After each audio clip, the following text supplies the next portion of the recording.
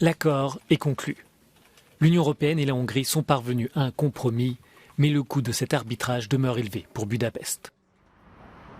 Le gouvernement hongrois accepte de lever son veto sur 2 dossiers importants, l'aide financière à l'Ukraine et l'impôt minimum sur les grandes entreprises. En échange, le pays pourra recevoir une partie de l'argent gelé pour le moment. La Hongrie assure que c'est un accord satisfaisant. Nous avons toujours défendu que si un accord pouvait être conclu dans un cadre raisonnable comme les compromis habituels, alors il faut y parvenir. En particulier en ces temps où l'unité européenne est très importante. Le plan hongrois de relance post-Covid est donc validé, mais Budapest ne recevra pas les 5,5 milliards d'euros avant la mise en œuvre des mesures anticorruption et des réformes demandées du système judiciaire.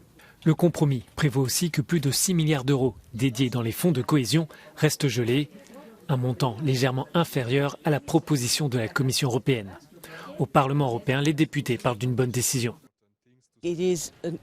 C'est un signal important du Conseil. Finalement, pour la première fois, ils indiquent clairement qu'il n'y a pas de place pour ceux qui ne respectent pas la loi, pour ceux qui détruisent l'état de droit en Europe. Budapest estime que le déblocage des fonds pourrait avoir lieu à partir du mois d'avril, mais seulement si la Commission se dit satisfaite de la tenue des engagements pris par le gouvernement hongrois.